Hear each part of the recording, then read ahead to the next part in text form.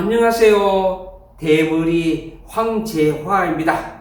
이번 시간에는 확정일자 효력, 즉 우선 변제권은 언제 발생하는가 1번 사례, 2번 사례 비교하시기 바랍니다. 먼저 1번 사례, 임차인 A가 전입신고를 먼저 하고 건저당 후에 확정일자를 받았습니다. 2번 사례는 확정일자를 먼저 받고 건저당 후에 전입신고를 했습니다.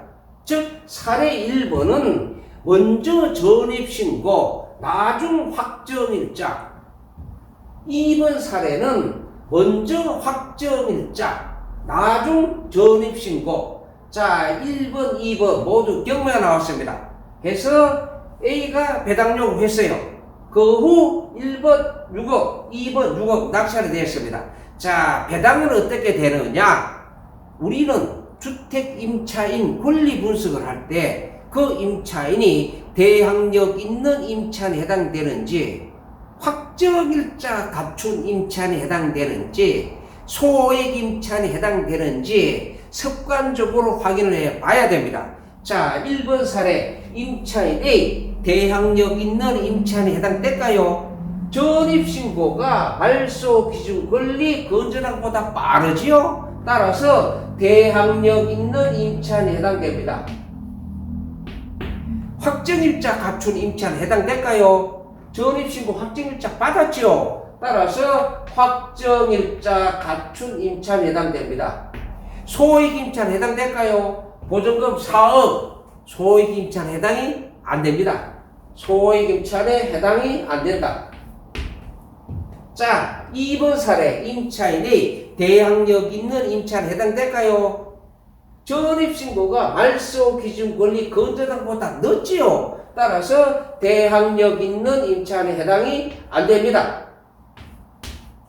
확정일자 갖춘 임차인에 해당될까요? 전입신고 확정일자 받았지요. 따라서 확정일자 갖춘 임차인에 해당됩니다. 소액 임차인에 해당이 안됩니다. 4억. 즉 사례 1번 임차인 A는 대항력 있는 임차인에 해당되고 확정일자 갖춘 임차인에 해당됩니다. 그러나 2번 사례 임차인 A는 확정일자 갖춘 임차인에만 해당됩니다. 자, 우리가 배당할 때는 1순위로 소액 임차인입니다. 그런데 1번, 2번 모두 소액 임차인 해당이 안됩니다. 따라서 확정일자와 저당권 순위에 따라서 받아갑니다. 그런데 1번 사례 전입신고 후에 확정일자를 받은 경우에는 확정일자 효력 우선 변제권은 확정일자 3월 8일 발생합니다. 따라서 배당 순위는 1순위로 B 3월 7일 건저당 3억, 2순위로 A 3월 8일 확정일자 3억. 여기서 3억은 확정일자에 따라서 3억을 받은 겁니다. 그러나 아직도 임차인 A는 대항력 자격증을 상실한 것이 아니라 경유하고 있기 때문에 배당받지 못한 보증금 자력 1억은 낙찰자에게 대항할 수 있다. 낙찰자한테 대항할 수 있다는 말은 낙찰자 아저씨 나 1억 받을 때까지 집 안 비워줄래 주장할 수 있습니다. 결론적으로 낙찰자는 6억에 낙찰 받았다 하더라도 임차인을 내보내려면은 임차인에게 1억을 반환해 주어야지만이 내보낼 수 있습니다. 결국 낙찰대금 6억 반환은 1억 7억에 낙찰을 받은 결과가 됩니다. 자, 2번 사례입니다. 자, 임차인 A 전입신고 3월 8일에 됐습니다. 대항력은 언제 발생할까요? 전입신고 다음날 오전 0시입니다. 3월 9일 오전 0시 대항력이 발생한다.